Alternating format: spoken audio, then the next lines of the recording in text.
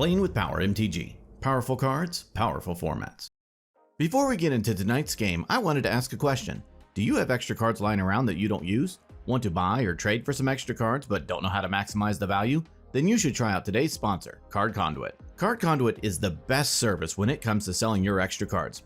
Don't waste hours trying to find the best buy list price for your cards online. Simply send them to Card Conduit and let them take care of the rest. I have used Card Conduit multiple times already. I always use them to get the best value for my extra cards. I get fair prices for my cards and they save me tons of time. They have three main services. Their standard service lets you send them your unsorted cards of any value. They will sort, grade, and give you the best price for your cards.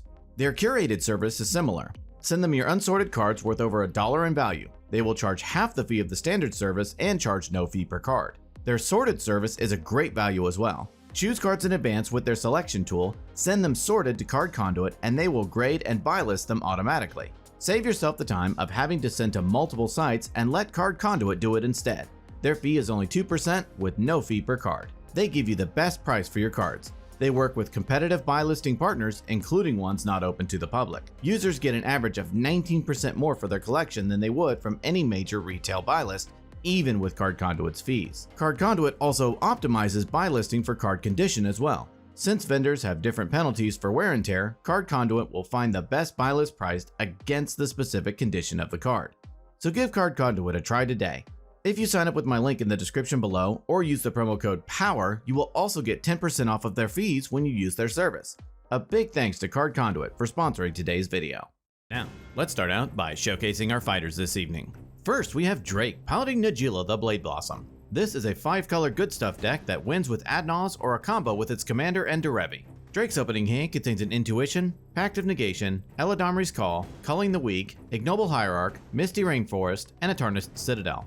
Next, we have our Mox Pro patron Peter from Wizards of the Coast piloting Kyrix, son of Yawgmoth. This is a mono-black storm deck that uses its commander to cheat on mana, usually winning with Grey Merchant of Asphodel.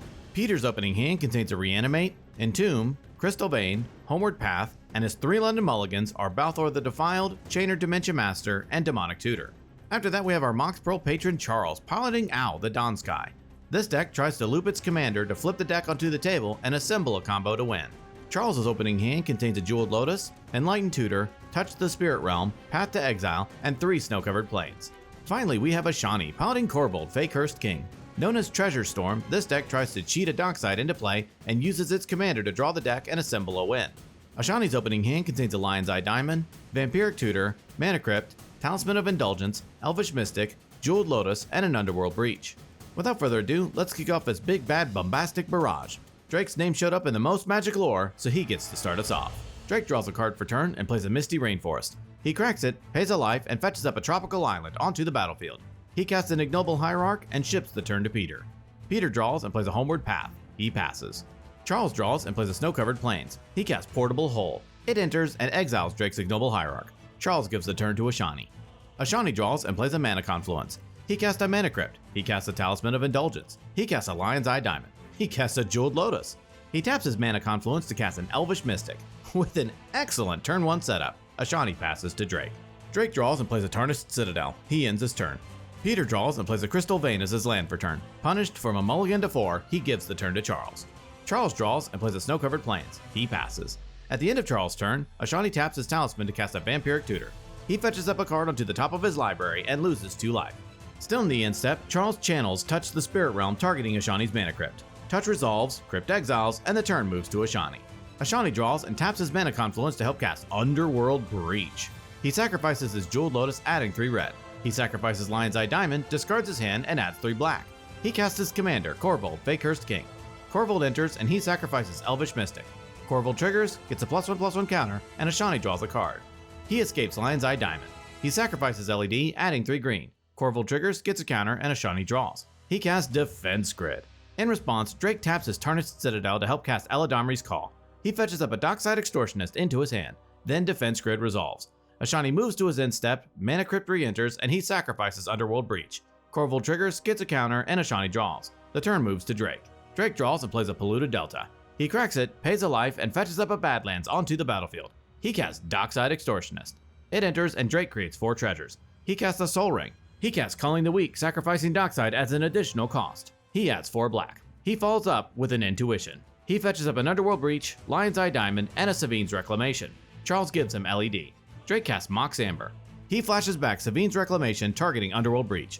Breach enters, Savine's copies, and Drake returns Dockside Extortionist to the battlefield. Dockside enters, and Drake creates 4 more treasures. He casts Lion's Eye Diamond. He sacrifices his LED, discards his hand, adding 3 blue. He escapes Intuition. He fetches up a Brain Freeze, Final Fortune, and a Derevi Imperial Tactician. Charles gives him Derevi. Drake escapes Brain Freeze with all copies targeting himself, milling some of his library. He escapes Brain Freeze again, milling the rest of his library. Drake escapes LED and then cracks it for 3 blue. Drake escapes Thassa's Oracle. Oracle enters, triggers, and Drake wins the game. After a quick game 1, the pod decided to go for another. Ashani brings back Korvold, Fake-Cursed King, and his opening hand contains an Ignoble Hierarch, Praetor's Grasp, Jeweled Lotus, Command Tower, Exotic Orchard, Scalding Tarn, and his London Mulligan is a Mox Opal. Charles brings back Owl, the Dawn Sky, and his opening hand contains a Spirit of the Labyrinth, Drannith Magistrate, Academy Rector, Tragic Arrogance, Phyrexian Altar, and 2 Snow-Covered Plains. Peter brings back Kirik, son of Yawgmoth, and his opening hand contains a Chainer Dementia Master, Praetor's Grasp, Sheoldred the Apocalypse, Mana Vault, Sacrifice, Phyrexian Tower, and a Swamp. Drake brings back Najeela, the Blade Blossom, and his opening hand contains a Ragavan Nimble Pilferer, Mindbreak Trap, Ancient Tomb, Mana Confluence, and his London Mulligans are Talisman of Dominance, Snap, and an Arid Mesa. And Ashani gets to start us off. Ashani draws and plays a Command Tower. He casts an Ignoble Hierarch and passes the turn to Charles. Charles draws, plays a Snow-Covered Plains, and ends his turn. Peter draws and plays a Swamp. He casts a Mana Vault. He ships the turn to Drake. Drake draws and plays a Mana Confluence. He taps it to cast Ragavan Nimble Pilferer. He passes the turn. Ashani draws and plays a Bayou. He casts a Jeweled Lotus. He sacrifices it to help cast his commander, Korvold, Fake-Cursed King. Korvold enters, and Ashani sacrifices Ignoble Hierarch. Korvold triggers, gets a counter, and Ashani draws. He casts Imperial Seal. He fetches up a card onto the top of his library and loses 2 life. With nothing else, Ashani passes. Charles draws and plays a Snow-Covered Plains. He casts Drannith Magistrate. He gives the turn to Peter. Peter draws and plays a Phyrexian Tower. He casts Buried Alive. He fetches up a Villas, Broker of Blood, Blood Celebrant, and a Flesh Writher into his graveyard. All set, he ends his turn. Drake draws and moves to combat. He attacks Peter with Ragavan. Peter takes it, Ragavan triggers, Peter exiles Asmodeus the Archfiend, and Drake creates a treasure. In his second main phase, Drake plays a Tundra. He taps his Mana Confluence to help cast Ranger Captain of Eos. Ranger enters, and Drake fetches up an Esper Sentinel into his hand. Drake ships the turn to Ashani. Ashani draws and plays a Bloodstained Mire. He cracks it and pays a life. Korvold triggers, gets a counter, and Ashani draws. Then Ashani fetches up a Badlands onto the battlefield. Holding up mana, he passes to Charles. Charles draws and plays a Snow-Covered Plains. He casts Spirit of the Labyrinth. He ends his turn. During his draw step, Peter takes a damage from his Mana Vault. He plays a Swamp for turn. He casts Reanimate, targeting Villas, Broker of Blood. Reanimate resolves, and Peter loses 8 life. Villas triggers, and in response, Peter pays 2 life to activate Villas, targeting Spirit of the Labyrinth. Villas triggers again, but he cannot draw due to Spirit.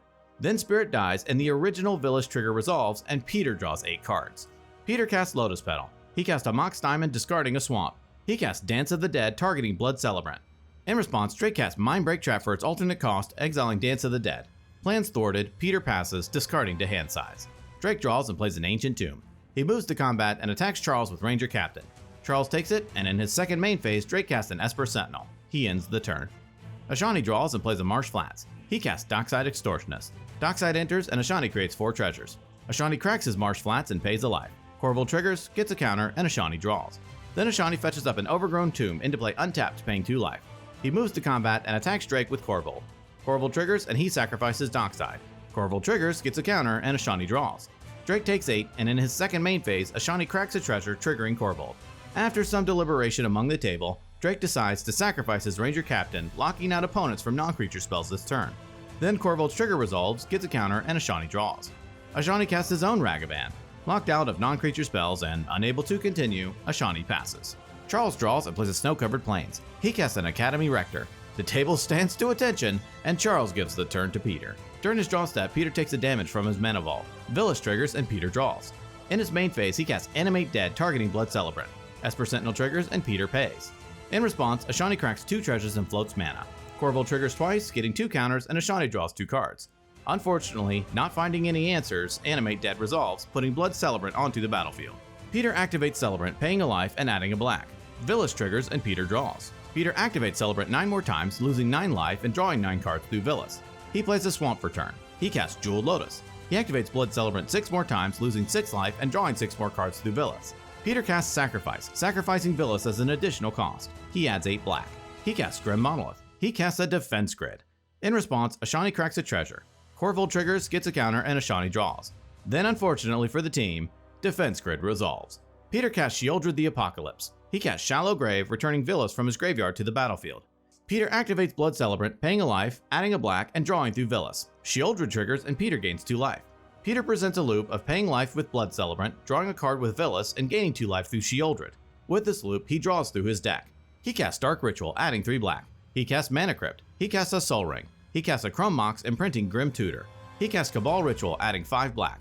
He casts Professor Onyx. He follows up by casting Chain of Smog, targeting himself. Professor Onyx triggers, each opponent loses 2, and Peter gains 2.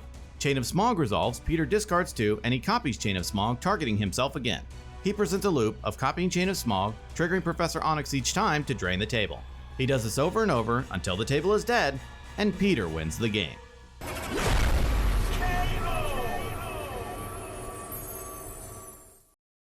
Ladies and gentlemen, what a terrific set of games tonight. Congrats to Drake and Peter on their wins. In Game 1, Drake was able to close out the game quickly with the Classic Breach combo. Ashani almost pulled off the win, but ended up giving Drake the protection he needed from Defense Grid. In Game 2, Peter shows off just how explosive Kier can be even without his commander. Seizing his window after all the interaction was used, he navigated his lines just right to close out the game. The most valuable card tonight, sponsored by Luxury Playstyle, goes to Defense Grid. This card was relevant in both games this evening. This card can be a blowout when resolving on a winning turn. People who lean in on their free interaction are suddenly left without any way to stop the player. Unfortunately, we also saw the side effect of that when you cast this card and pass the turn without winning. Each game saw the rest of the table completely at the mercy of this card as they sat there helpless to do anything while the player was able to close it out. Well, that about wraps it up for this episode. Tune in next time when we duke it out to see who will be king of the competitive EDH table. Thank you so much for watching, and we will see you next time.